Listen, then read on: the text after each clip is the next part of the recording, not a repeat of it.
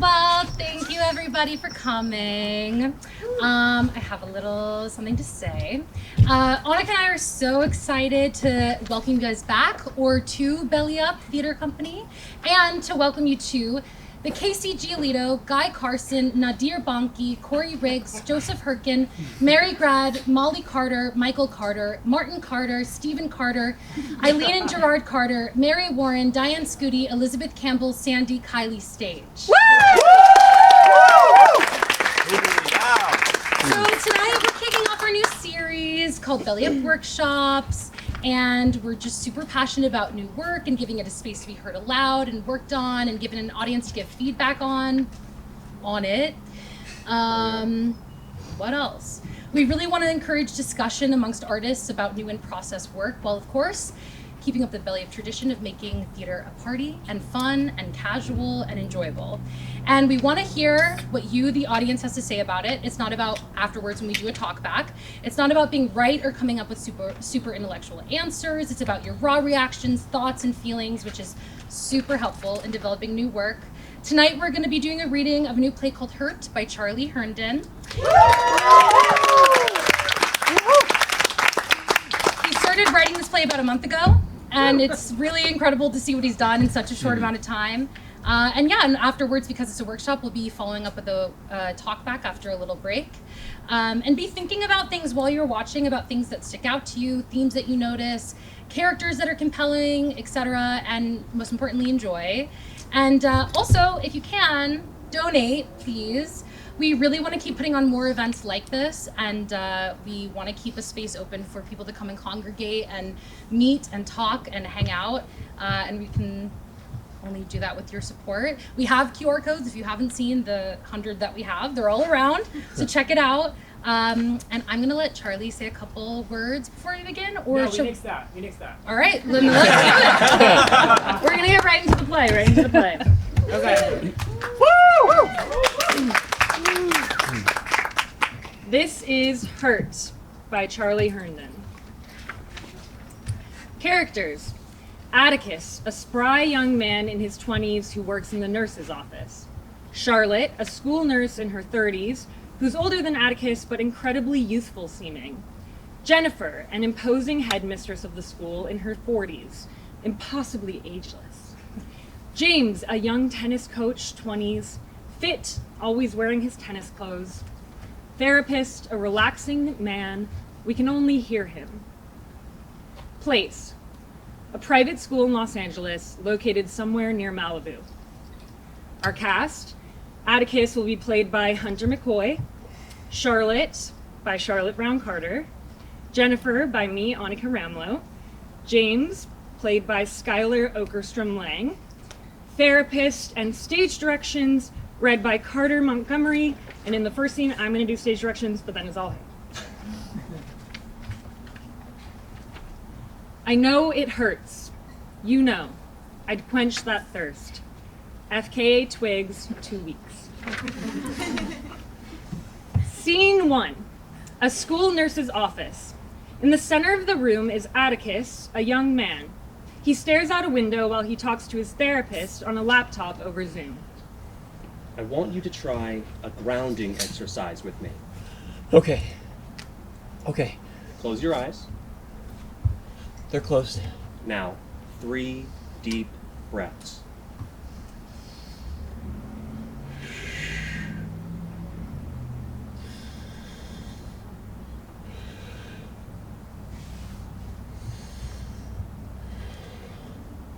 You can open your eyes. And when you do, slowly, I want you to describe 5 things around you. Just name 5 things that you can see. I'm in the nurse's office. We call it the wellness center. I see soft gray carpets. I see white cabinets, and I see a bed. It's a little examination table, and it's blue, and it has that crinkly paper on it. And I see am I doing a good job at this? Sure. There's not really a right way to do it. Just keep going, however much longer you need to calm down. I see. I see the wellness corner. the calm down corner. That's where we send kids. It's got a couch with stuffed animals all over it. Maybe you should be sitting there. Just kidding. No, really, I should. I see a desk. My coworker's desk. The nurse. It's so badly organized. It's got like Disney figurines and sticky notes and pens and leftover boxes of chocolate from Valentine's Day that she never got rid of. I mean, it's a mess. What else? I see a poster on the wall and that says HALT. HALT. Stop if you are hungry, angry, lonely, or tired. I see a feelings wheel poster. It's like a big circular rainbow type thing that has all the feelings on it. I'm sure you have one in your office. I see a bookshelf on it that with a bunch of books like Your Changing Body and My First Period and I Have Two Mommies, and I see more shit on the walls like cheesy pendants and motivational slogans. That was 5. Am I done? We can be, but we've still got 5 more minutes. Are you sure you want to end early? No.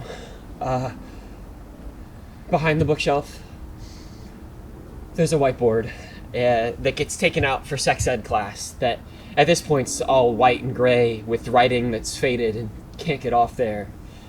It says masturbation and ejaculate on it. It's pretty funny.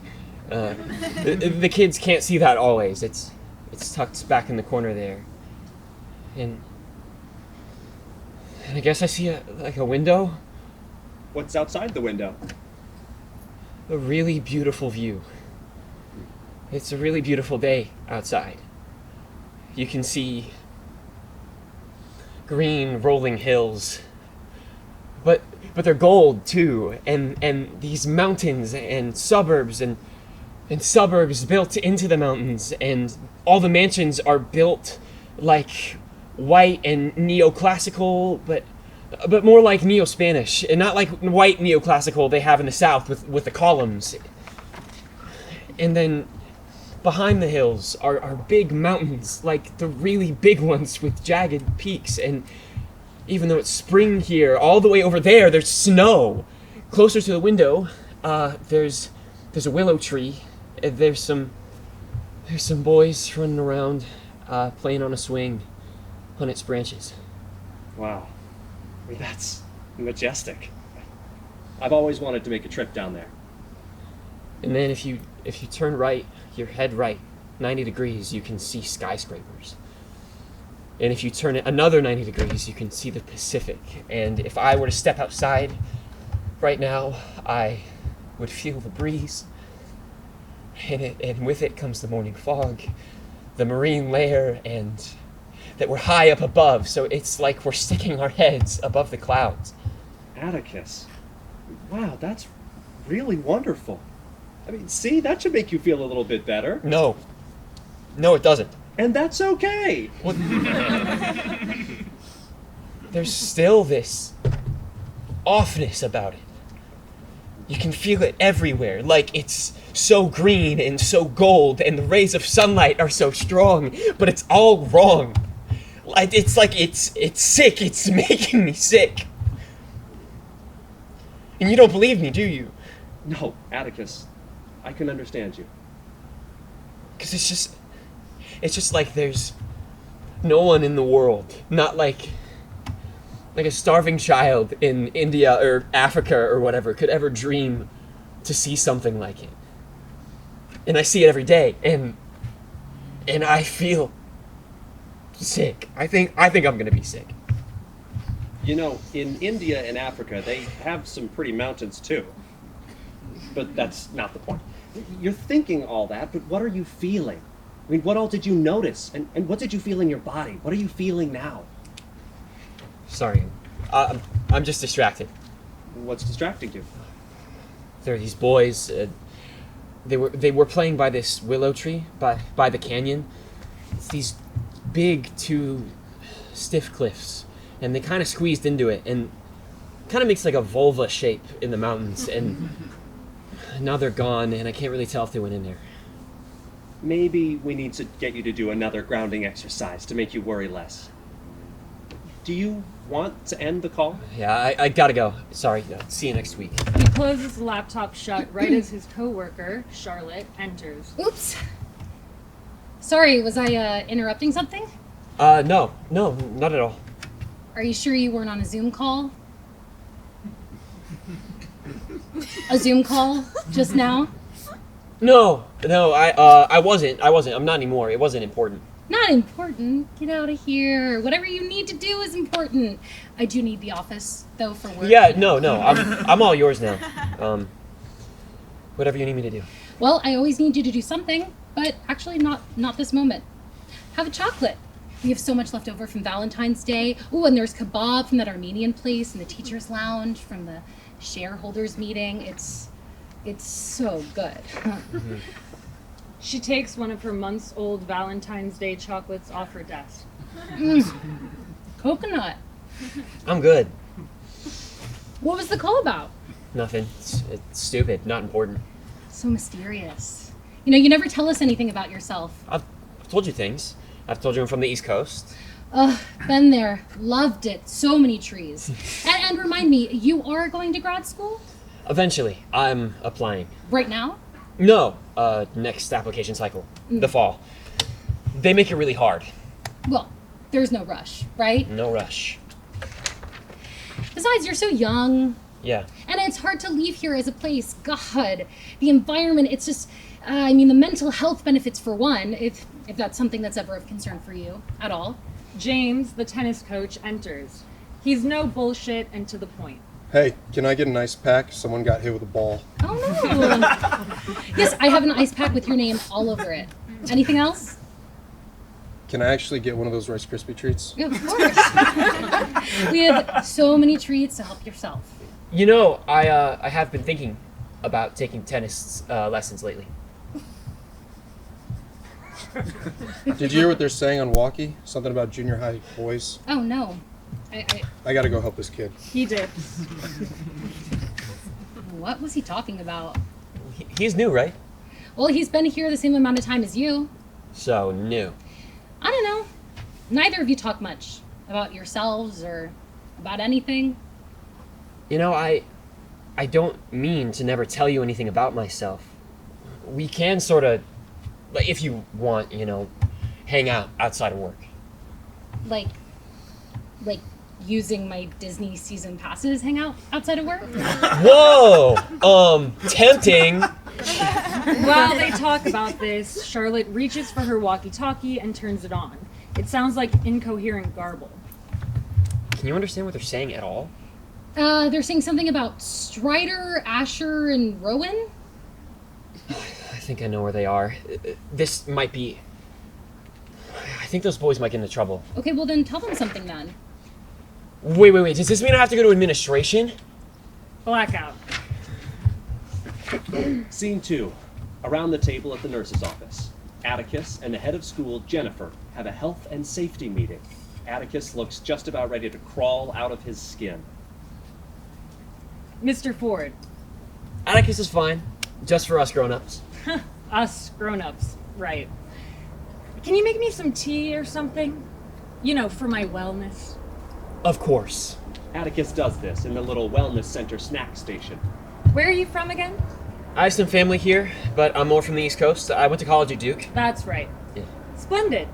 You know, you're the only person in all faculty and staff here from the East Coast. Guess that makes me a diversity hire. What? Never mind, not funny. You are an executive assistant to the head of school and to the head of wellness. You are a secretary. Do you know what you need to be a school secretary in this economy? A master's. To be a receptionist. That's pretty much how it goes. That bachelor's from Duke's came in handy for you during the interview process, but make no mistake, you're also the only person on the entire faculty and staff combined who doesn't have that master's. Oh, except for the groundskeeper. But he's from Poland. He could teach the kids Polish. He could do that. Could you do that? No. So, clearly you are at a disadvantage with your age and with your rank. We are expecting more of you here than maybe other jobs do. Maybe more than you are capable of. No, I'm capable. Look, I know this was scheduled on the calendar as a health and wellness meeting, but let's get right to the point. Why didn't you call administration immediately when you saw students wandering off into the woods? I didn't see them wander off. I just looked and they were gone. I really didn't know. I thought that might be an official trail that people go on sometimes or something. I thought they might be retrieving a ball. I thought I was distracted. And because of that distraction on your part, what happened then? Oh, they disappeared. For 15 minutes. And then? Well, we had to treat Asher's leg for thorns, yeah, but he had some bumps and scrapes. Yeah, it was good. There was no poison ivy, though. And other than that, no serious injuries or really. A potential lawsuit is what happened. Negligence is what happened. Losing your money, freedom, or the entire school's reputation going up in flames is what happened. Do you understand? What do you think is the only force in which modern American education, the social contract between children and the adults that care for them, all of it, revolves around? Certain laws, education laws, policies, the Department of Education. There is no Department of Education. It starts with an L. The defining principle between educators and children? Love. Lawsuits. The answer is lawsuits. There is a lawsuit for everything. Lawsuits for looking at someone wrong, for saying something wrong, for being honest. When you look at these kids in the eyes, you are facing them, their parents' money, and their respective lawsuit. The price tag that comes along every single one of these kids. We cannot have bumps in the road at this school. We cannot have thorns in our side, or in Asher's leg for that matter, at this school. We do not have friction. We do not have turbulence in this place. This place is an airlock. It is airtight. Their parents pay $50,000 a year, not for the books, not for the schooling, not even for our prestigious brand, the education, our core beliefs, or any of that. I take care of that. We take care of that. You get paid for your job. You get paid to ensure that their kid doesn't run with scissors, or shove those scissors in a wall socket, or run headfirst off into the cliffs of Malibu. Didn't security see them as well? Aren't there cameras? There are cameras. You are to be faster than them. I'm sorry. What about the tennis coach? The tennis coach? Wait, who? Oh, the new coach? Yeah, his name is James. What about him? Does he have a master's degree? Is he so qualified? Isn't he my age? I have no idea about him. He's hired out by the head tennis coach, Yuri, and paid by a third party. A tip to you might be to fraternize with non-coworkers outside of work. There are opportunities to do that at events, like at our winter gala. You can even bring your significant other to one of them. I don't have one. That's what I figured. A word to the wise, do not speak to, I don't know, an after-school tennis coach when you're supposed to be spending your school day here at work. I would never talk to him. I just was thinking out loud. And no more phone calls on the clock either. I hear about those. I hear about everything. There might as well be an audible gulp from Atticus. Blackout. Scene 3. Charlotte is on her computer. James peeks his head in, and he's scanning around the room. You need something? No, I'm looking for something. Well, what's up? Never mind. Should I call for someone? No, forget it. He dips. Charlotte smiles. Blackout. Scene 4. Atticus and Charlotte are in full work mode, going through the day in reports. All right, what do we got today? Well, Phineas's tooth fell out. His teacher could have just dealt with that on her own. I guess she's grossed out by it and couldn't bother to wash it off and put it in a little baggie herself. Yeah, not worth mentioning. We got 3 kids hit with a ball in the head during recess period. Yeah, as always. Mitchell had that really gross rash thing with pus. again, and he ripped the bandage off his arm and leg, and he stuck his hands in the wound and got pus everywhere. And why did he rip the bandage off? Because he said it was itchy? He knows it just makes it worse. Yeah, that was gnarly. Well, we sent him home at 1 o'clock, and you wrote the report on that one. Yep, I did. Alayla got a boo-boo. Her teacher should have just got the first aid kit for that and treated her in class. But instead, she sent her out? Well, sometimes they just get overwhelmed. And I bet she was acting up too, and she just wanted to send her out. I know. Her whole vibe is just ADHD. Not the medicated properly kind either. Yeah, they don't always need it. You want to know a secret? What? She's a crack baby. What? Well, how did you know that? All her teachers talk about it. Adoptee, wealthy, well-meaning parents got her from an addict young mother. It makes sense when you think about it. Wow. We got a lot of headaches. A lot of lady problem emergencies. That new girl, Vera, transfer student, she just sat in the calming corner and cried and cried and cried because she missed her mommy and wanted to go home. Yeah, she cries a lot. She misses home a lot. This move has been a lot for her. From Moscow, or maybe it was Dubai. I don't know. I forget. Wherever. Sebastian got sent in here because he wouldn't do his homework. Said he wasn't feeling well once he got here, but we know he got sent in because he was in trouble. In trouble doesn't really exist as terminology at this school. No is not a word.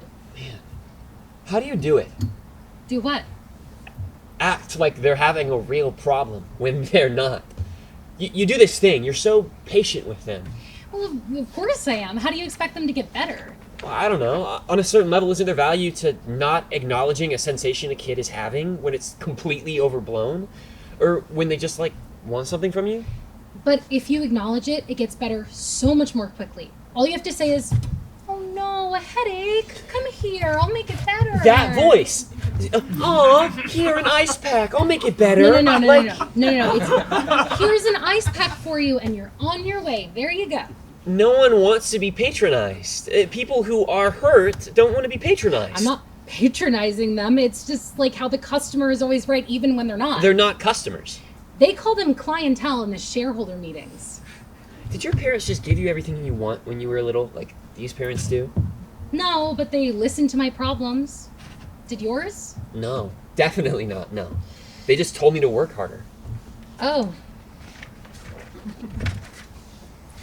Do you ever think about hurting the kids? I mean, I said that wrong.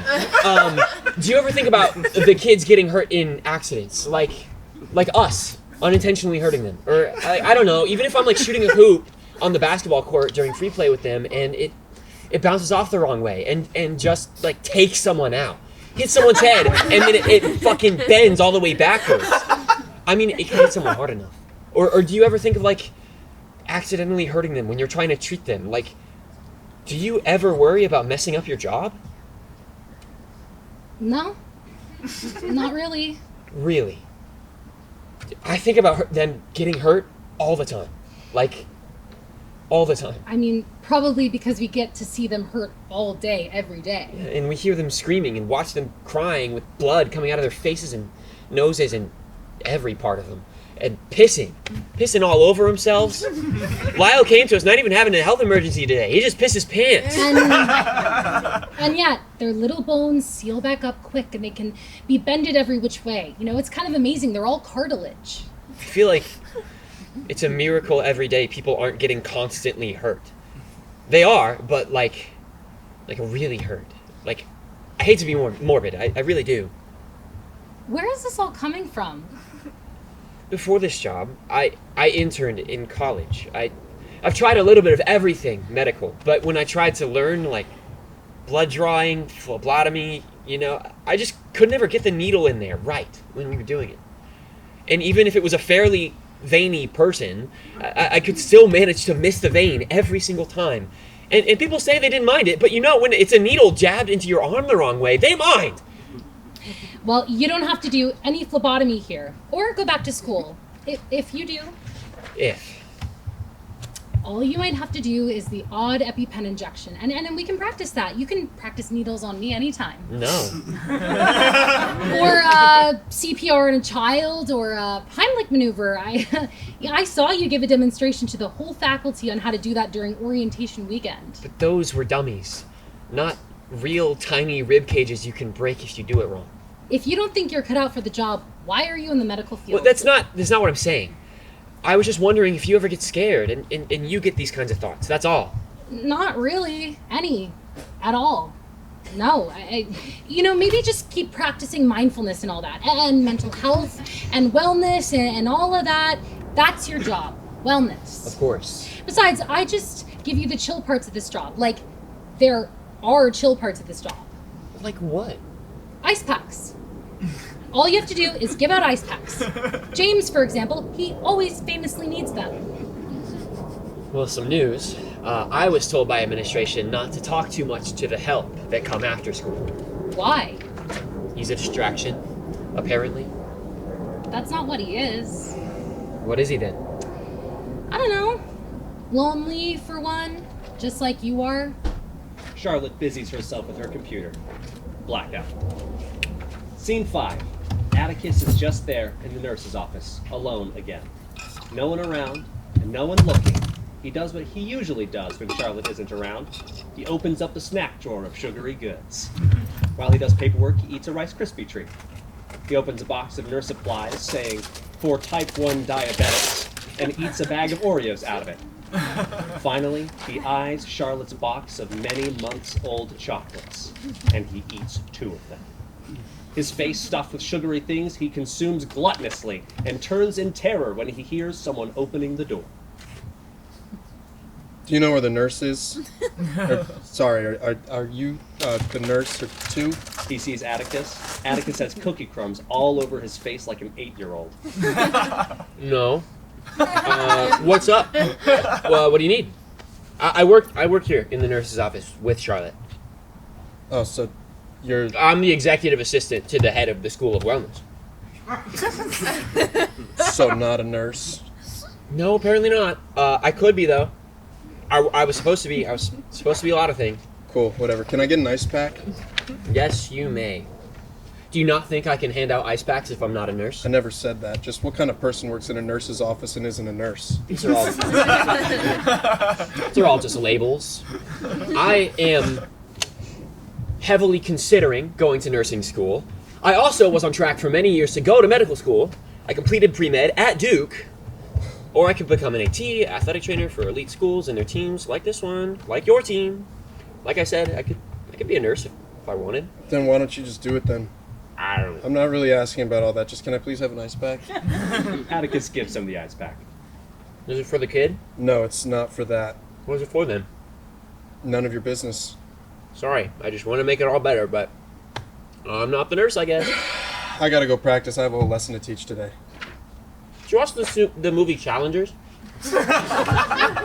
What? What about it? What did you think of it? As a movie, it was pretty good. But, I bet. Tennis? What? Tennis? As a tennis pro, I hated it. What? They were doing on screen. That wasn't tennis. That wasn't my tennis. Oh, so you just decided that. But why was it so wrong? The moves, all of it, so wrong. Not real tennis. Once again, I liked it as a movie, I guess. But as a tennis pro, every tennis pro hates that movie. You're a pro? A professional tennis player. What makes you a tennis pro? It's a term. It means you earn a living either playing or teaching tennis. It just means you work in the field. Field?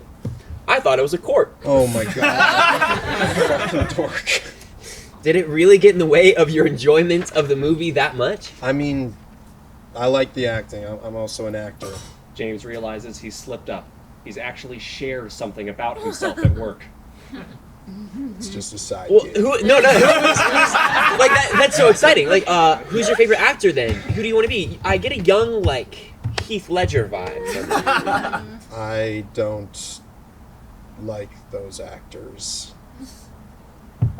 I like elegant actresses like Kate Blanchett or Natalie Portman.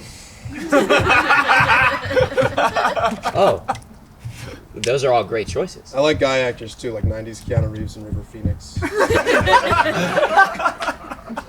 So, have you been in anything I've seen?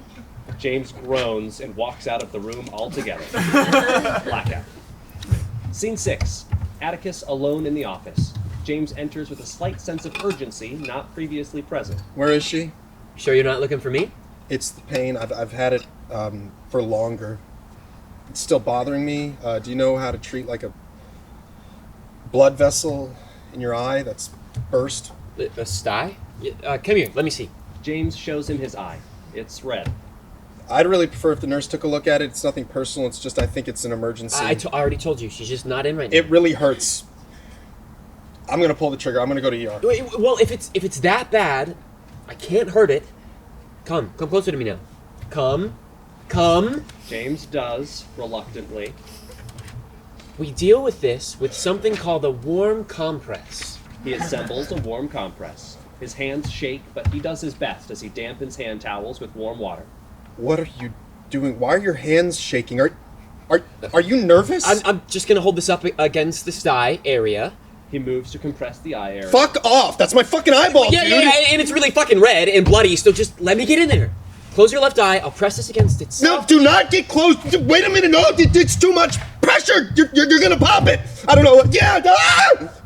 For a second, looks like Atticus is going to make contact. Warm, wet, rag to eye contact.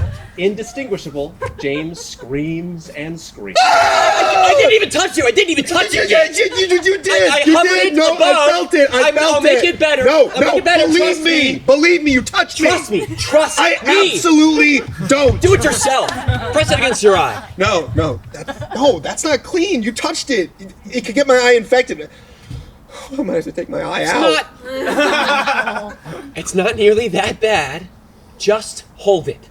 James compresses his eye. It's not getting any better. You're gonna have to hold it for a while. After a while, James starts to try to fidget out of this uncomfortable compress. Surprising himself with his own will, Atticus clamps onto James's wrists and pins him down. Do not fuck with my fucking eye. Just hold it firmly. In a swift motion, Atticus throws the larger man onto the nurse bed. James has no words for this. Atticus bends James's head back onto the bed. Head back, hold the compress, stay. I'm getting the nurse. He opens up his laptop and starts typing. A whoosh notification is sent. Get comfortable. Reluctantly, James does, still fuming with rage. He sits and relaxes for a while. He turns his head over to look at Atticus. Keep your head turned. Are you Googling styes? Are you Googling styes? Are you serious? No! That's a pre-med fucking bullshit. So fucking stupid. I'm gonna die. I'm so fucked. I did go to pre-med. I did. Just relax. I'm second guessing myself. I can recite Grey's Anatomy backwards and forwards to you. I just can't heal every kid. I can't fix everything. I can't fix everyone. But yes, I did study medical stuff. I believe you went to pre-med. Duke is impressive. When I was a kid, I moved around. I lived in Durham, or at least in that area, like you did. Then I, moved away. Oh, really? Best 4 years of my life. I live nearby, a small town called Nowhere Special, North Carolina, outside of the whole area. I guess I wasn't allowed in the hallowed halls of the castle. Well, buddy, you're in it now. That's for sure. How was being there for you? Where's the nurse? She's almost here. Then let's just wait. They sit and wait for a while.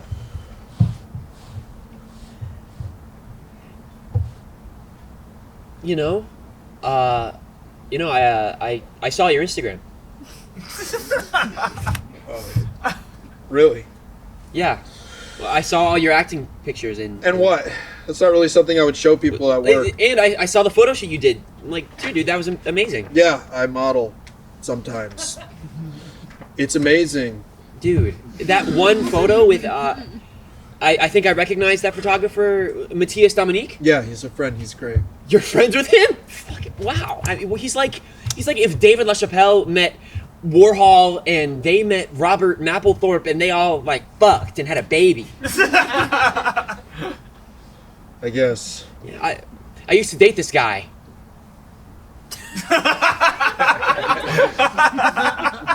Yeah. Well, like this really artsy guy in college, and he was a huge fan of him. Loved that kind of stuff. Cool. Really risque stuff, no? Like he did that series on sports I saw at MoMA. All that crazy, horny, jockstrap, violent, kind of dark masculinity stuff. Like your photos were kind of leaning into that. Like, what are there?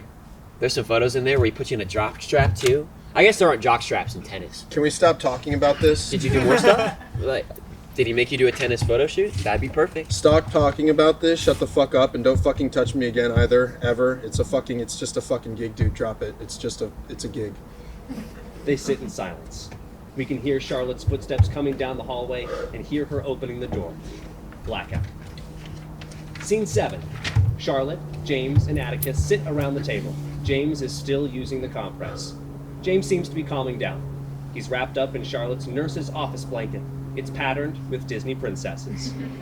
All this time, I, thought the worst injuries for you were going to come from tennis. And then something like this comes out of left field, or court. All right, I think I've done all I can do. Thank you for holding down the fort in the meantime, Mr. Ford. A lifesaver. It's always going to be something, though. Always getting hurt. Stupid, silly boys. She pinches both of their cheeks. If you have to touch it more, if you do anything else and it becomes something worse, it's going to be antibiotics or the doctor. Do you have insurance? No. Well, then I would do everything to just let it pass naturally then. You should really take your time and relax and just wait it out. Should I stay with you? No, you shouldn't. Don't you have somewhere else to be? Where would that be? This is more comfortable than my own place. I live here. I don't go anywhere outside of work. Well, I get my morning coffee at Starbucks, and I get my supplies at Target. Oh, and groceries at Trader Joe's. This all is painting a bleak picture. Well, I've got this. I'll stay and watch him. Don't. You really don't have to. Yeah, don't. Then it's settled. I'm staying. Charlotte, go home. Okay, I'll go then. Just remember, James, the biggest thing, no touching. Just no touching the eye area? No contact anywhere. No germs, no infections, no touching. Hear that? No touching. Oh, God. Charlotte takes a painfully long time packing all of her things. A ginormous Stanley Cup, Diet Coke cans, chargers, several Tupperware containers, into a tote bag, and then she puts on a backpack too, as well as a heavy coat. Bye-bye now. She dips. Dude. My boss is such a virgin loser Disney adult. James bursts out laughing at this and then catches himself. You're such a dick.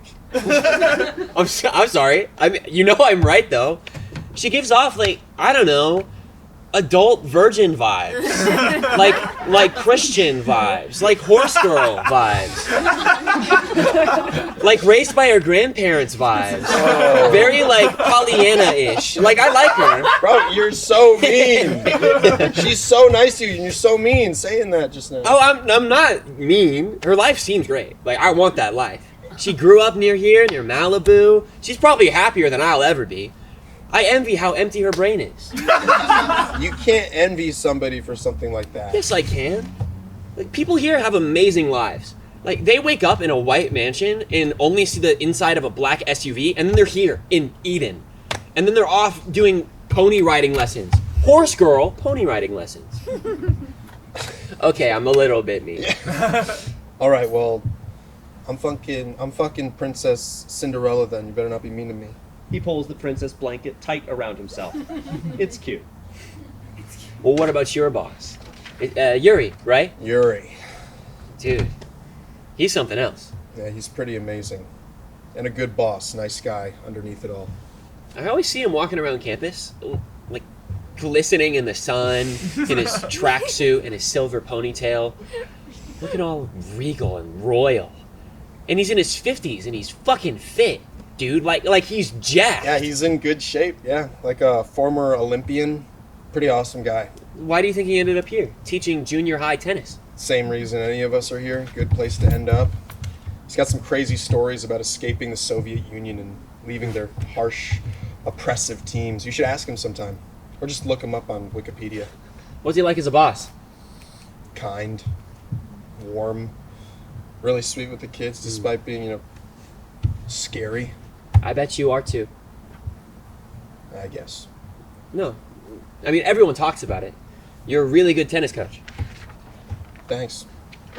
Like, Yuri's a hot man.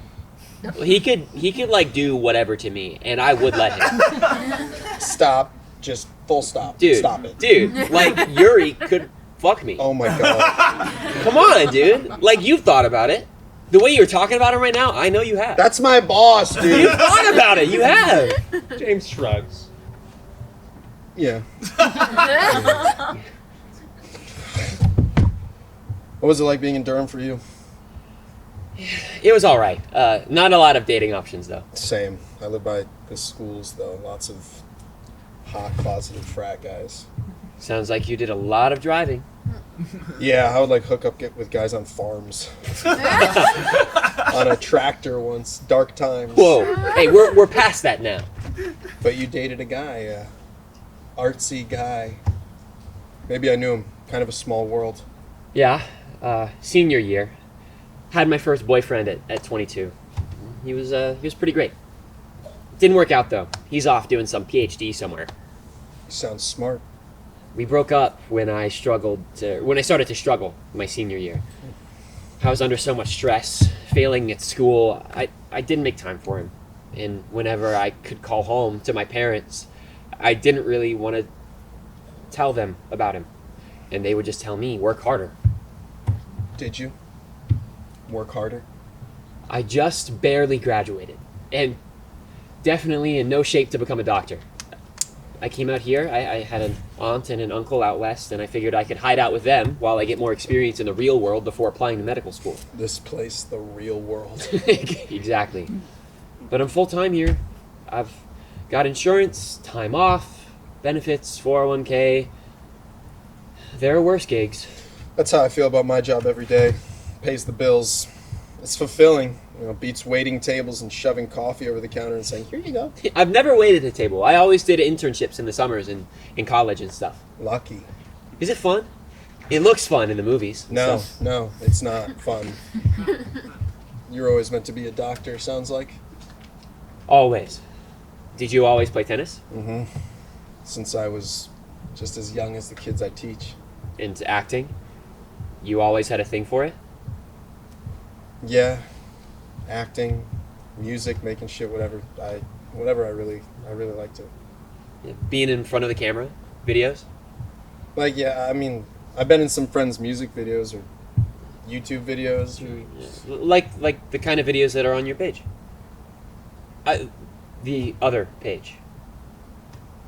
Your other Instagram. what are you talking about? Well, I'm not stupid, dude. What kind of videos do you make? I don't want to talk about anything about that or my modeling. It's not as important, and I'm trying not to do that anymore. I'm just curious. I want to know what's in them. Maybe I'll subscribe. Dude, this is way out of bounds. I think it's important. I want to know what kind of person you are. You work at a school and everything. What kind of weirdo are you?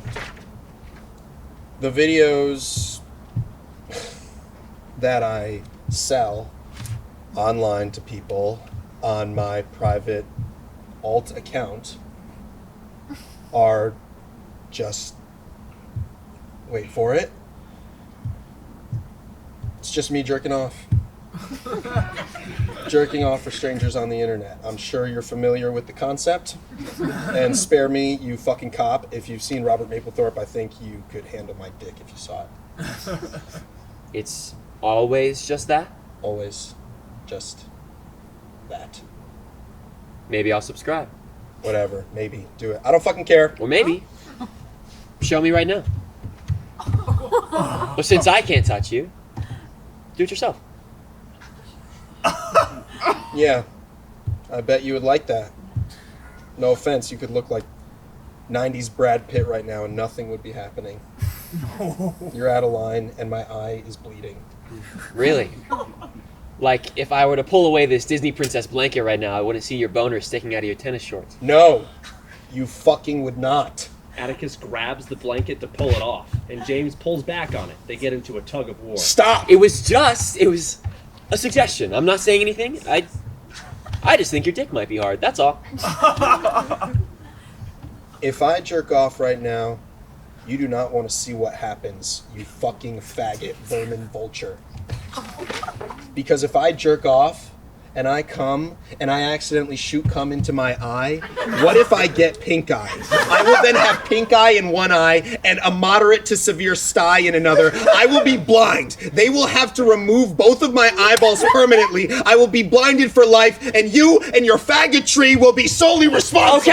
Okay. Let's just forget this ever happened. Sounds good. Atticus gets his shit to get going. Good night. Good night. Atticus pauses on his way out. Although, do you need a ride? Because you can't see out of one eye, right? I can Uber. No, I need a ride. Let's go. They did. Blackout. Scene 8. It's dark. Spotlights on just James and Atticus. They both lay in the fetal position on the floor on opposite ends of the stage. Atticus's cell phone rings. He gets up. He starts talking to James on the phone. James, Hey, how's your eye? it's doing better, actually. Well, that's good. I should be back at school on Monday. You've been missed. I'm just lying here in bed for days, dude. I want to watch TV, but I can't even. I get distracted and start worrying about it. Aw, that's no fun. Have you had anybody come over? No, of course not. I'm germ-free. I'm bubble-wrapped. I'm all alone, all day. What have you been doing then? Just chilling with my kitty. Kitty? The word is cat, James. Refer to it as a cat. What's your cat's name? Anastasia. She's my best friend and sole companion. Indoor kitty. Never leaves the house. She wants to sleep on my face right now, but she can't. Anastasia? But she's Rapunzel, just like you. Yeah, I'm locked away in my tower. I don't believe you have a cat. Put her up to the phone. I want to talk to her. I was just calling because I wanted to say thank you for the ride the other day It's no problem. and for waiting it out with me. It would have been nice to stay longer. It would be nice to be in the tower. Maybe we can hang out here sometime. Uh-huh. Well, thanks for calling. No one does that anymore. No one calls people anymore. Yeah, okay, good night. Good night. They both curl back up into the fetal position. Blackout. Scene 9. The nurse's office, after hours. But not even afternoon. It's near dusk. It is truly late. The stage is lit orange and red with sunset colors. Atticus sits by himself. Charlotte is nowhere to be seen. James enters. His tennis racket is out of its sling. He is covered in sweat and panting. What happened to you? I just played Yuri. What? Like at a match? I thought the match today was with Valley Middle. No, it was after that it was just us. Everybody went home. We lost. Of course, these kids suck. We did the usual thing. We were charming all the moms as everybody walked off the court, and all the Teslas took off, and then Yuri just grabs me and goes, "You want to go right now?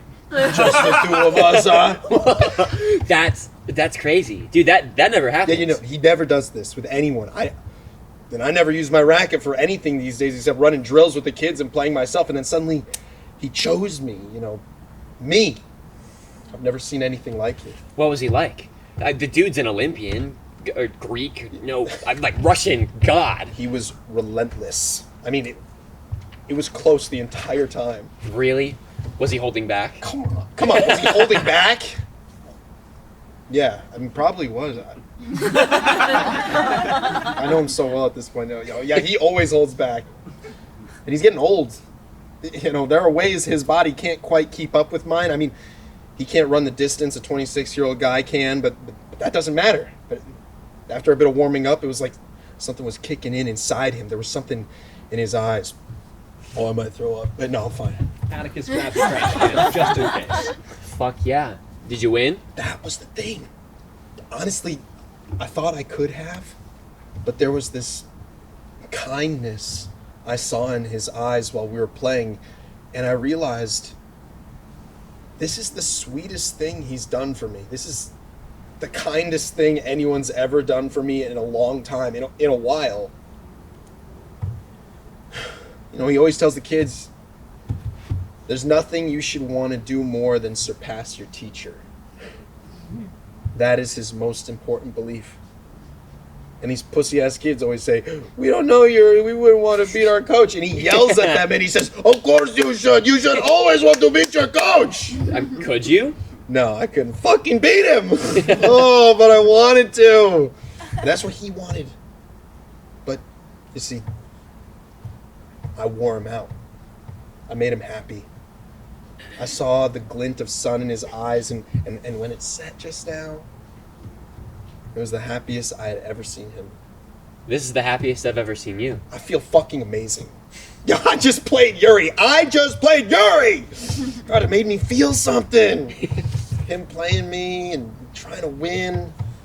I felt really seen. Like he was trying to tell me something. I felt really like loved. Well, that sounded really... That was something, all right. Listen, get off the subject.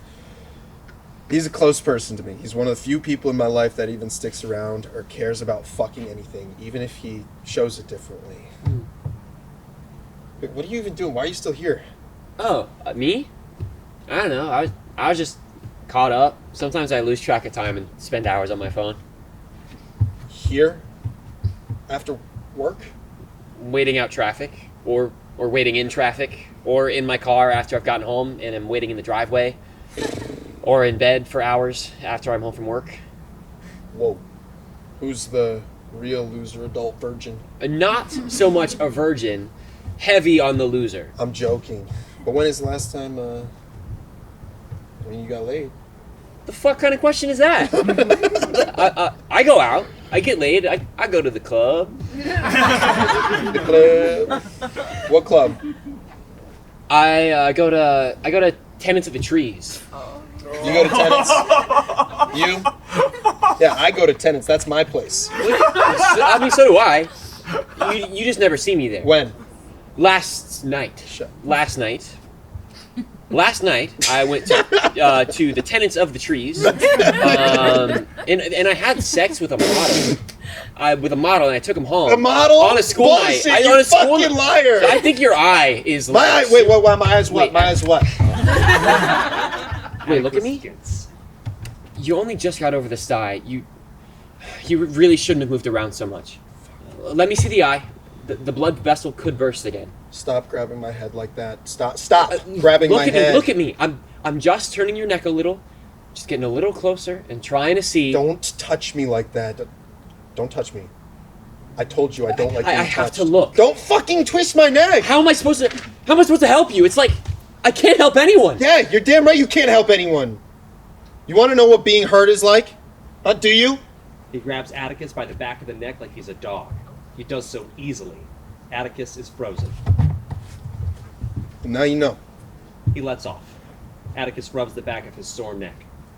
What was that? That really, really hurt. Sorry. It's not just you, it's anyone when it comes to me. I don't like it. I don't like being touched anyway or anywhere. I don't like it. Surely you can get the concept through your skull. Atticus gets up, throws himself onto the medical bed. You know what? I really can't. Atticus just lays there, looking up, therapy session style. What do you want from me? You come here talking to me all the time. You call me every night for a week when you're lonely and bored, but then suddenly don't feel like picking up or responding the next week when you're busy and back at work again. You want my help, but you don't want your eye treated, and you say shit like I'm a shitty nurse. Not a nurse. Whatever. Now you're coming and telling me about how you had some euphoric fucking orgasmic experience playing tennis with your boss. Meanwhile, I can't even touch you. And it does suck. Because it has been a while, okay? I'm not an adult fucking virgin, but it has been a while. Then go out and get laid. There's plenty of other guys. I don't want them. Oh. Besides, it's not as easy. Not all of us are as comfortable just with sex, with people, with everything. Touching other people, getting close with other people. It's all pretty fucked with me. I mean, you're a model. When was the last time you got laid? Yesterday? For all I know, it was Papa Yuri. No. The last time I had sex wasn't easy or pleasant or comfortable or even really what I wanted. Oh. Still, I know, sorry. I know I'm right. I'm not one of your favorite ideal preferred paternal figures to just lust after. You're same as all the guys my age. I'm too damn young for them. My own dad was a fucking piece of shit, so Oh. he's part of the reason why I'm like this. Like, unable to have guys touch me. You don't have to explain it. If that's you, that's you. If you can't touch me, that's that. It's not that I don't want to. It's just, it would have to be a certain way. Do you understand? It doesn't have to be a whole thing. Why don't we just, I don't know, you rub my neck where you just gave me a pretty fucking big bruise right now, and I can rub your shoulders. It's the very least I can do, because you just worked out every muscle in your body for, 2 hours? And also, you're probably bleeding out of your eyeball again. I mean, actually, who knows about that fucking one? You won't even let me look at it. James starts to rub Atticus's neck from behind, but still stands at a distance from him. I don't like when people try to help me. And my mom, she's the most wonderful woman on earth, but when she would see what was happening to me, she just got so upset and so freaked out. And if I had to go to the hospital or something because I was bleeding after what my dad did to me, which I did, she just turned a blind eye. She couldn't bear to see it. So I wouldn't call home or tell her when I have as much as a hangnail. You could tell me about anything hurting you. If we do anything, what is going to hurt you? If we do anything, anything could hurt me. Actually, it always hurts me. Just so you know. Then why would you do this with me then? Because how else would you know I like you? James walks towards Atticus on the medical bed, joins him on it, and they kiss. The actresses playing Charlotte and Jennifer walk in front of them on stage as they roll out and push along the sex ed whiteboard that was in the back of the nurse's office. It's covered in illustrations of penises and scrawled on with terms like ejaculate and orgasm. The whiteboard covers Atticus and James fully as they are on the medical bed together. Their bodies disappear behind the white wall of sexual cacophony. Blackout. Scene 10. The whiteboard, which remains there, is flipped over by the two women to reveal the other side of it, which now reads 2 months later. The actresses roll the whiteboard out of the way and they disappear off stage. Atticus and James are where they were moments ago. They are now getting dressed, now in different clothing. The paper on the medical bed where they were is all crinkled. Don't forget to change. But Atticus already is changing the paper like a dutiful nurse. Once he's done with this, they put the room back together and adjust their clothes that they're back on right. James stops and examines the sex ed whiteboard. What's this? Oh, that, well, it's the whiteboard for, health class. Who teaches it? Well, Coach Lasagna, sorry, that's what the kids call her. Coach Leguizamo, who coaches girls PE, does it for the girls, and then I do it for the boys. health and wellness guy. Hello. Ever since the PE coach went on paternity leave, him and his hot CrossFit instructor wife had a baby. You teach sex ed to kids. School-age kids. That's weird. You don't need like a special degree to do it. I have a biology degree. It's just like some extra money. You can do it too. I mean, you're not a PE coach, but you are a coach. No, that's fucking weird. No, it's not. Someone's got to teach it to him. Yeah, but it shouldn't be done by someone so young. It should be done by someone old. Someone not sexually active, like a nun. Definitely not somebody who's having sex.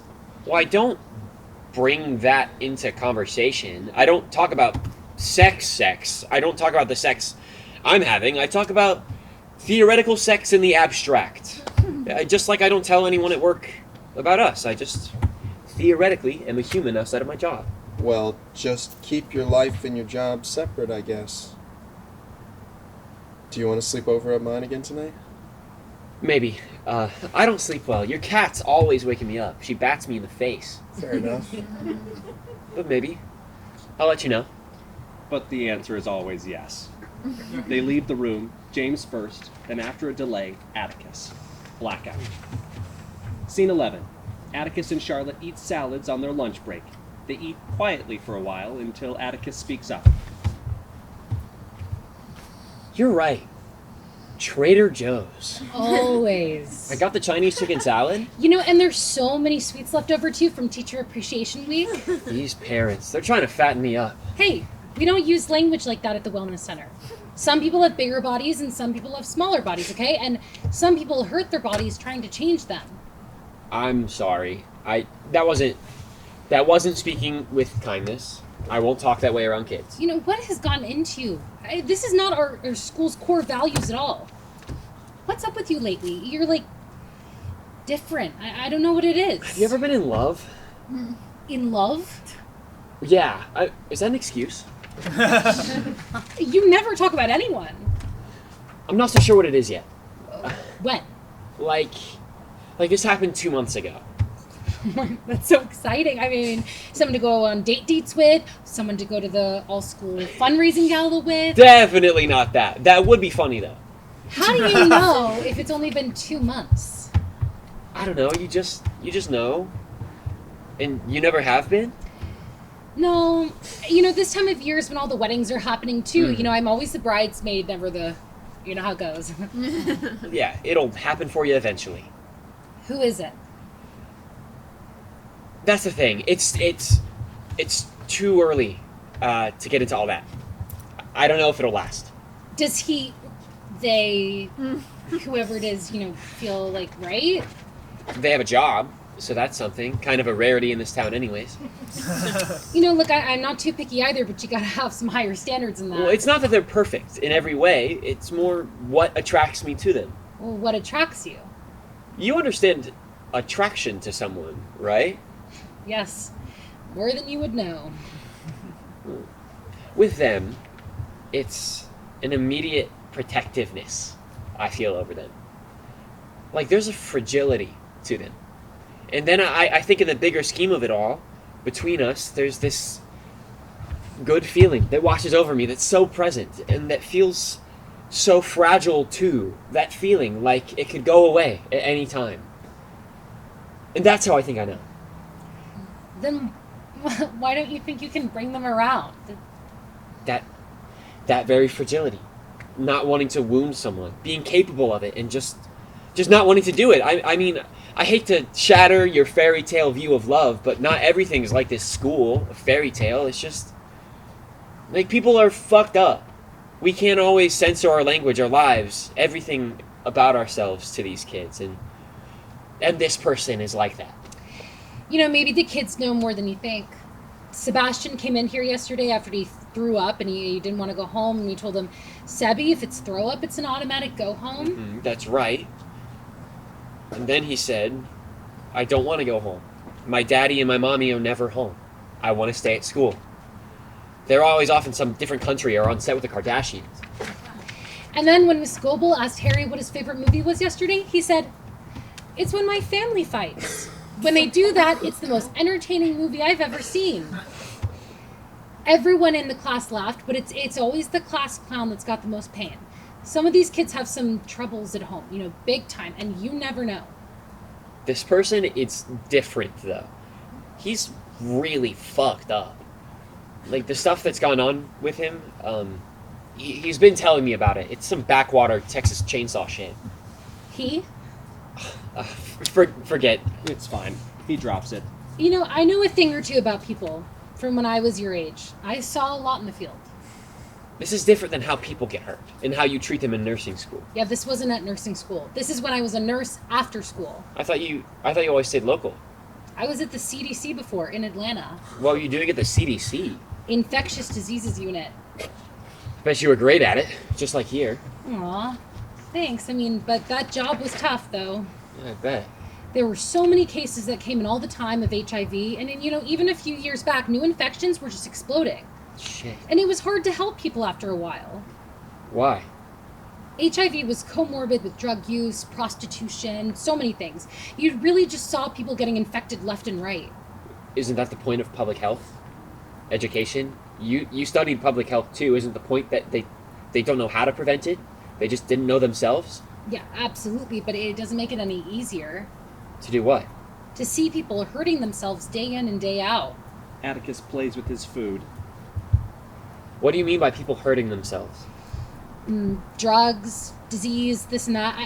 I saw so many people get infected. So many people die of comorbidities. I just got exhausted with it. I missed being around people who weren't at so much risk.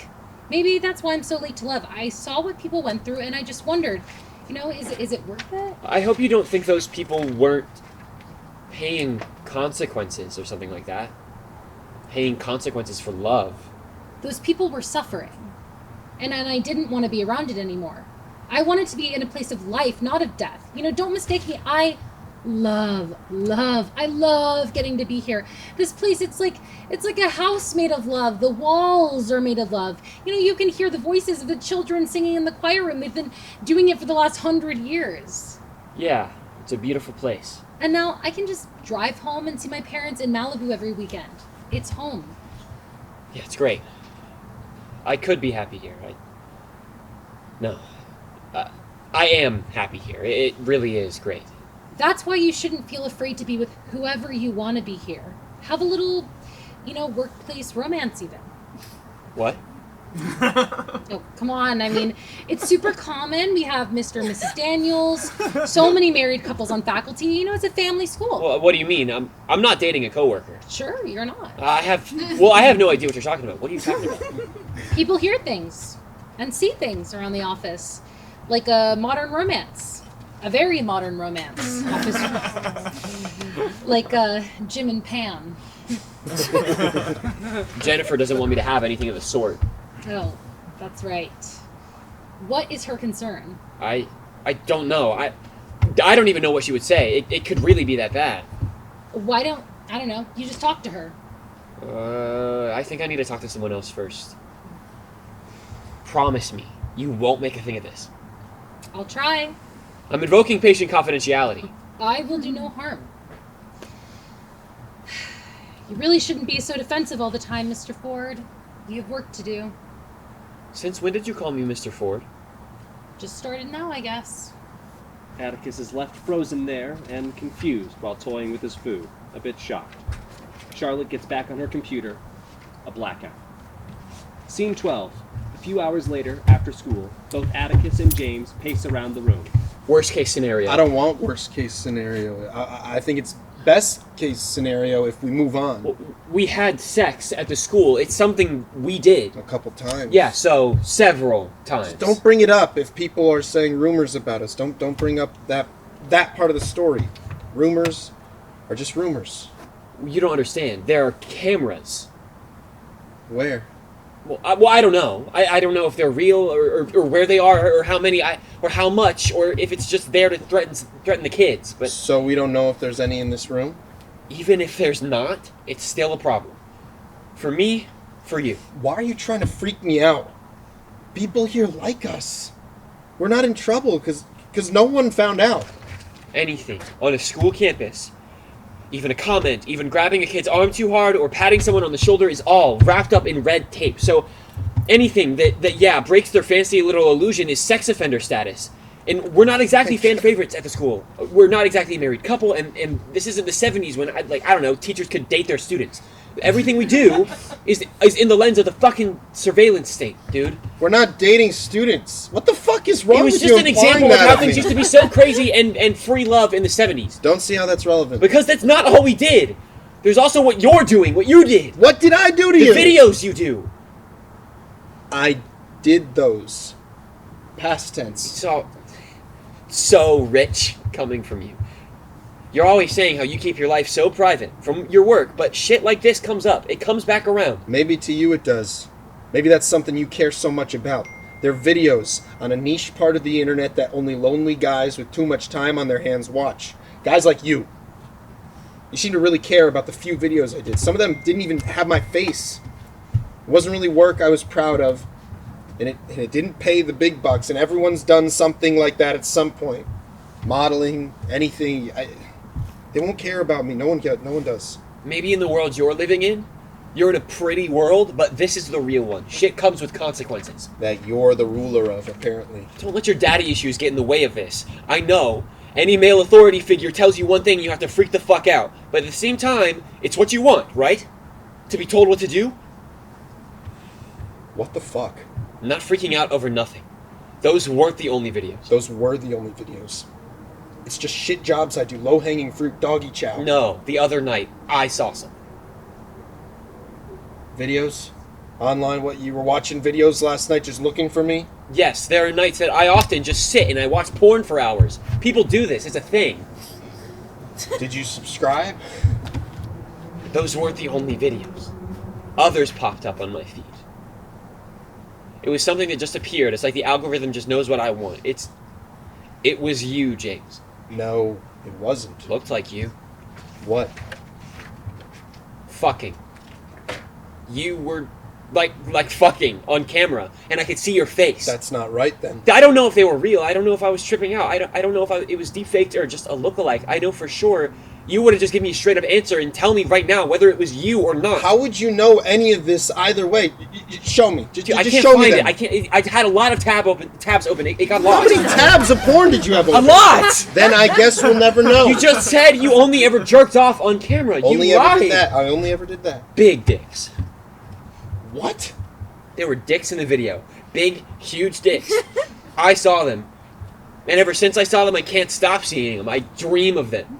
When I go to sleep at night, huge, big fucking dicks going inside. Fuck you. That's insane. That's what you would focus on. Sounds like a dream you Yeah, a had. nightmare. They were like bulbous, warped, and deformed, and they had fucking warts on them. Jesus Christ, sounds like you're insecure about something. Yeah, my dick might not be that big, but it's a good dick, and it's a pretty dick. It can do things. Like, I can do things for you. I'm not perfect, but I'm from a nice family, a nice life. I can get you out of this fucking mess, this life you've created for yourself. You don't exactly provide for me. Yeah, so you sell yourself out to everyone else who can? I think you think you're a helper, a doctor, a nurse, a healer, but you're a herder on the inside. You think you want me like this? I think you want me like this. You want to hurt. You want me hurt. You want something to fix. Well, I can fix this. I can make one thing right. I'm gonna go to her. Ooh, Jennifer. I'm just gonna ask about things. Find out what rumors she knows, what she thinks to be true. And I'm just gonna know for certain. why would you do that? Why would you go to the head of the school? How could you make... Just lay low. If I don't find out whether she knows about us, I'll never be at peace. We'll go to our jobs every day, never knowing if we could lose them, and our careers and reputations at any minute. But I'm doing this for you. Really? That's what you keep coming back to? I'm doing this for you? James stands up, easily physically imposing over him. I could stop you. You're the one with the more incriminating information here, buddy. What are you saying? Let me handle it. I'll make things better. Atticus grabs the wall phone and dials a number. Yes? This is Mr. Ford. For administration, yes. Thank you very much. He looks at James. James glares at him, and James storms out. Blackout. Scene 13. Jennifer enters shortly thereafter. What is it? Atticus grabs a chair and pats it. Sit down. No. She doesn't. Why did you call me over? I wanted to have a one-on-one performance-related conversation with you. You wanted to have a conversation with me about your performance. Your boss. You summoned me for this? Sure, why not? Is there a problem with that? I mean, I have meetings, but no, there's not. I'm surprised. You don't talk to me. You're squirrely and nervous, and you slink around and you avoid me. So what's up? Is there anything that I'm doing wrong? That I could be doing better, that you've been noticing? That's what you called me in for? Just a check-in? A read on you? Have you noticed anything about me that's dissatisfactory with my work here? Well, what has Nurse Charlotte been saying? I already hear from her, but I want to hear from you. I want to hear what everyone thinks. Maybe it's not such a good thing to care so deeply about what everyone else thinks and says of you. So, have you been hearing things? People have been saying things? I didn't say that. If there were people saying things, I would be concerned with things that sounded pressing and dangerous only. What qualifies as pressing and dangerous? You know very well. You know all kinds of things that could be hurting the children at any point during the school day. It is your job to. Like what specifically are you so scared of me doing? What are you scared of? Is it me? Just me? Just you? I am not scared of you. The last thing I am in the world is scared of you. Then what is it then? Because you don't like me? Like why don't you like me? What do you think of Israel? What? You heard my question. What do you think of Israel?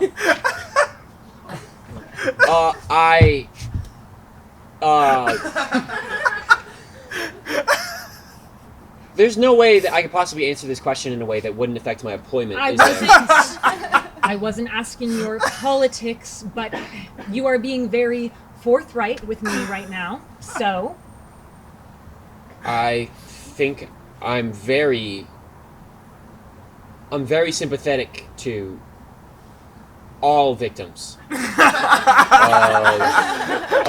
of all atrocities. I asked I because in Israel, when a young male soldier in the IDF is killed, they practice posthumously extracting his sperm. Yeah, I read about this practice. They cut the testicular tissue out of the corpse of the fallen soldier, and then they freeze the spermatozoa in liquid nitrogen. That's right. Posthumous sperm retrieval of dead soldiers. All I'm saying is, that's a people who care about their children. That's a country that cares about preserving future generations. Are you saying that because the school needs to be more like that? Not exactly, no. We have Christians, Jews, all sorts of students. We have godly values, but I could be talking about Japan, Poland, Finland, any country that cares, really. Anywhere in the world that cares about its children. Just not America. America hates its children. It is a hard time to be raising children in this world, it seems. But was it ever really not? Are you asking rhetorically? Do you have an answer? You have children. I don't know. I'm young, Mrs. McClure. Oh, I'm not. Jennifer looks out the window, out at the view. She points at something. I grew up around here. That ridge, that White House, that valley, see? Past the swing set. What was it like? When my mother was alive, you used to be able to drive all the way down Santa Monica to the beach in 10 minutes. They used to drive around and Smoke dope with Griffith, heir to the Griffith fortune. I know it sounds silly, but it was real. It was all real. They laugh. You know, all those postcards and old movies about how great it was to live in California, the swaying palm trees, all those pictures, all that propaganda that nowadays seems quite quaint in comparison. Yeah, well, I know what you're talking about. I love all that old stuff. Once Upon a Time in Hollywood. Yeah, all that. Well, what if I told you it was all real? It wasn't just in the movies. Well, yeah, of course it was real. No, real. it was real. And it was better. Life was so much better back then. There weren't too many people. There was the post-war progress. It was the greatest time to be alive in human history. The peak of liberal democracy. No postcard magic needed. I guess I just don't get it, Mrs. McClure. I guess I'll never see the vision. No, you don't. No one else does either. Neither will these children. That world, this world, will all be forgotten. If it isn't for us. We're the last line of defense. We can be the barrier between the world of children and the world out there. It doesn't care about these kids, Atticus. They'd starve and die out there on the street for all America cares. They're gonna have to see it someday, though. But not today. They'll see it online. Oh, they'll live their whole lives online. Online school, trapped in a virtual world. But if it wasn't for us, we give them a space to live, to learn, to fuck up and fail, but in a controlled environment, free of the harm and danger of the real world. I've been thinking, if I keep worrying so much about how to protect these kids from these things, I think I'll go insane. I think about it all day. Do I seem insane to you? No, but you don't seem to worry like I do. But how can I not? How can I not wonder every day if on some sort of level I'm not fucking someone up? Emotionally, psychologically, developmentally, just like the butterfly effect, causing some sort of harm. What would I have to worry about? Do you ever doubt yourself? You never question if you're doing anything wrong to these kids by teaching them the way that you are. Never. I never lay awake at night. I have school to get up for in the morning.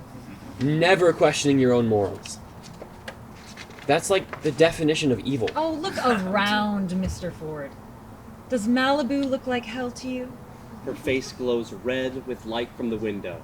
The entire room starts to glow red, I had another question. but she's moved on past it. She looks out the room's one window. Have you been looking out of this window at all this whole time? What, this again? No, I haven't. I don't always check out the window. Have you noticed the sky's changed? It's orange. Well, no, it's red. The sun is red. Charlotte enters. I've been looking for you all over. Come look at this. Lord, what is it? This whole conversation. She waves a dismissive hand to Atticus. Let's see it. Her, Atticus, and Charlotte walk out the door. The stage is empty. Blackout. Scene 14. The color temperature of the room warms gradually as the scene plays out. Charlotte and Atticus re-enter. They're all worked up about that, huh? You know, I grew up around here and I've seen smoke. That is a lot of smoke. That's not good.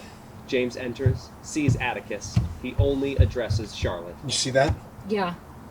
I was the first one to call it. We were in the courts in the back of campus near the ocean, and all the kids said it smelled like burning wood.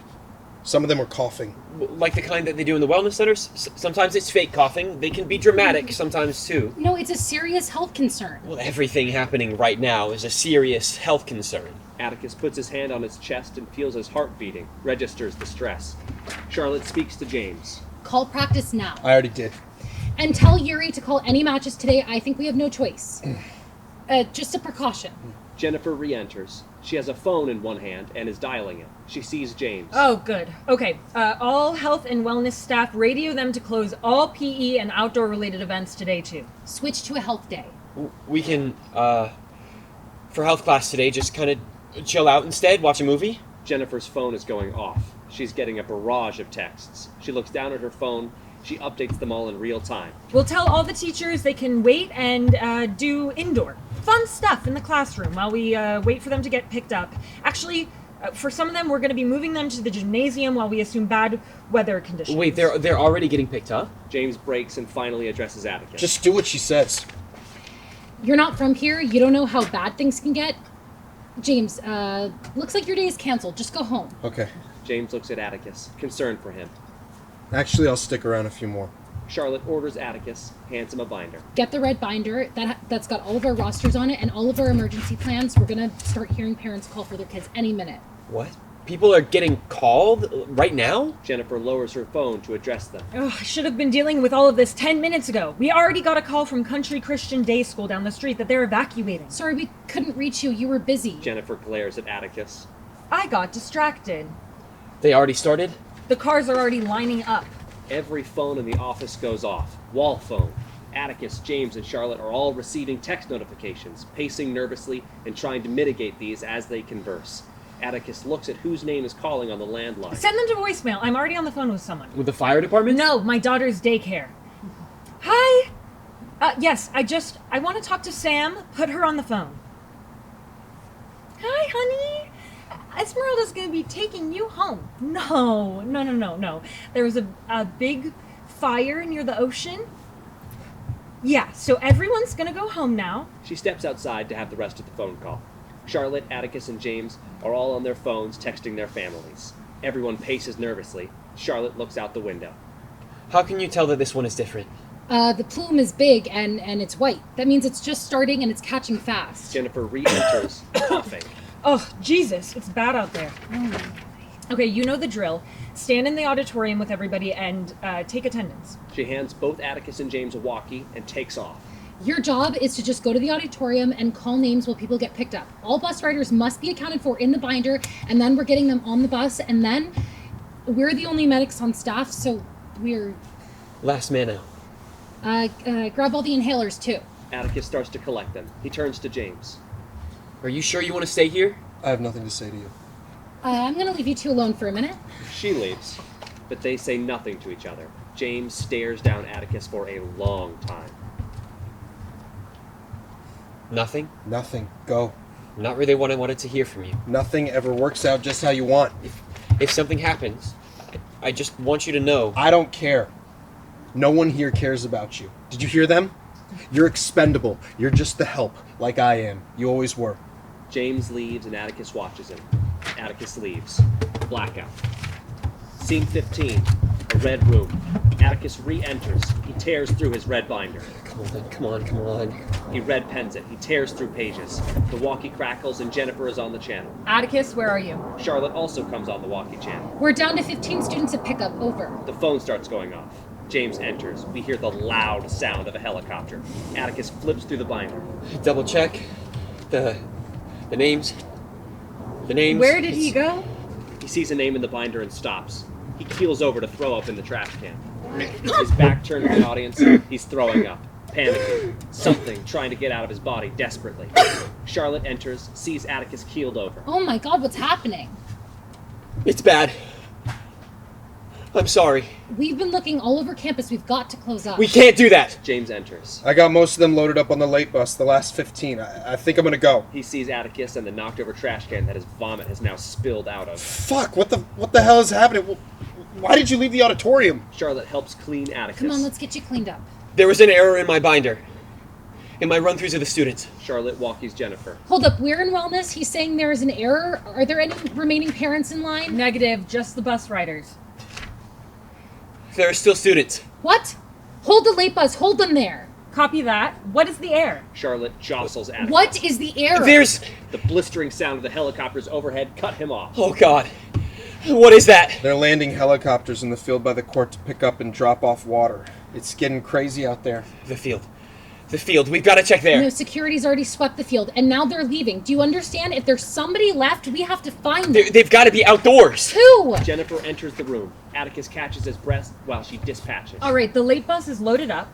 We just put all of the school artifacts, all the old memorabilia we could in the back of the truck, whatever we can fit in the groundskeeper's pickup, but we all have to go. She sees Atticus in his state. Like, what is this about a missing child? Our methodology was correct. Everyone was accounted for. It's Sebi. Jennifer goes through her own personal binder. No, we marked Sebastian accounted for because he left with his parents hours ago. I talked with his parents on the phone. He was sent home early for, well, I don't know. Something was wrong with him. Misbehavior. That was earlier in the day. He was sent to the counselor, Miss Norma, for like 30 minutes. No longer. He was having all these problems at home, right, Charlotte?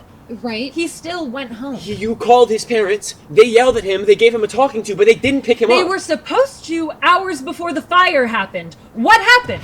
Everyone marked him as having left. They just didn't. We didn't get a follow-up call. What kind of parents just don't pick up the kid? Atticus looks at James. Some parents, I don't know. Some parents just don't. There's something wrong with the family. He can't be... He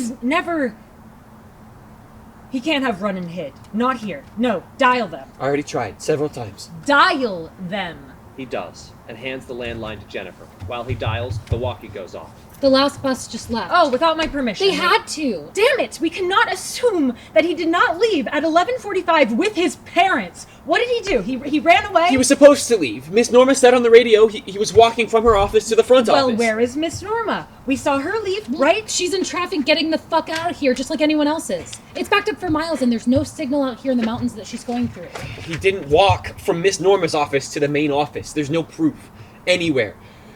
So we have to check the fields, the outside, the wilderness. No, we would need a firefighter to do anything beyond this point, Atticus. We cannot Helicopter taking off. Why are they leaving? The sounds of a helicopter blade chopping at max volume fires up. Everybody covers their ears. Because this is about to burn too. We've got a straight shot. We've got maybe a couple minutes. And I don't even know how many, but that's it. Charlotte nudges James, Why don't you get in your car and go? but James stands still. What are you waiting for? You can leave. Do you know where he might be? You do, don't you? No, he doesn't. There is nowhere on campus that we couldn't have seen him, that we couldn't have find him, that we... No. Yes. The willow tree. The path past the willow, that little ravine. We did! It's possible. Oh, That full school assembly on why they couldn't go there! We yelled at them for days! We damn near suspended them! Sebastian wasn't one of them that went in there, though. He never faced the consequences. He was never suspended. So he could have been going all this time. All along. And he was never suspected. And he worships Rowan. That's his best friend. That's like his big brother. He could go... He would go somewhere the older boys did. Maybe he didn't want to get in trouble, but he would follow after them. Maybe he just went there to run away. To get some peace. He would go anywhere those boys go. He loves them, and you know that. We don't know that. Unless... Did you ever see Sebastian go into the woods? No! Did you ever see Sebastian go into the woods before? Did you know? You sound like... No! I didn't know! Really? You could have just looked out the window and known, and you wouldn't have said, would you? To cover your own ass. For all I know, you're lying. No! Say it! Admit it! You saw him go, and you are guilty. I know it. He's got to be there, and you know what? You knew it. Go, look down the trail. All four of them look out the window. Oh God, the smoke's coming down the hill. The walkie goes off again. Charlotte holds it up to her head. The groundskeeper left. He said he got everything he could, but he left a lot. I'll go there. I'm just gonna go. No, we need a firefighter with gear for that. Jennifer directs James to the door. Go, run to the field where you just were, and run fast, and flag down those helicopters, and do something, anything. Just stop them from leaving. But James doesn't. He continues looking out the window. No. What? I'm not running all the way to the back of campus. I'm not going. I'm leaving. He grabs Charlotte's arm. It's coming down the hill. I'm gonna stay. I'm gonna stay and look until You should. unless You should. You did this, so you should. The two square off. You're both gonna die. He pulls Charlotte's arm and drags her to the door. there's still a chance. I could go back there and check right now. They have a little hiding spot back there. I know it. Don't. The smoke's turning white. It's time. The two of them leave. Atticus and Jennifer stand there, delirious in heat and red light. Walk back there. I will walk into the flames. I'm gonna go to the canyon now. Get off the ground. I'm gonna I'm gonna just sit here and die. Actually, I'm gonna watch me. I'm gonna watch. Go, just go. I'm gonna sit here and I'm gonna fucking die. Stay! Good. Just stay. Stay with him. Don't go after him then. Don't save him. Oh, you are a failure, Atticus Ford. You're a failure. Go! Get out of here! Go! Get out! Get out! She slowly backs out, never ceasing to make eye contact the entire time. Atticus is alone in the room, sobbing on the ground. He grabs the carpet with his hands, unable to control himself. We linger on him, just him, alone in the room. James re-enters. He walks to Atticus's heaving and collapsed body. Atticus sees him. Just leave me here. I'm gonna die. James hits I him in the wanna die. face, hard enough to knock him out. James throws Atticus over his shoulder easily and carries him out. Blackout. Scene 16. The room is now covered with light that is ash-colored, cold and gray. Everything is now murky and in shadows. James enters it, spotlight on him. He navigates the dark room. He unsheaths his tennis racket from his back sling. He sees one of his tennis balls is on the countless, trashed items littered on the desk. He picks up the tennis ball. He examines it and looks around. Stupid fucking school. He throws up the ball as if he's about to serve it, aiming the ball straight at the audience. He swings his racket, and as the racket makes contact with the ball, the lights go out. End of play.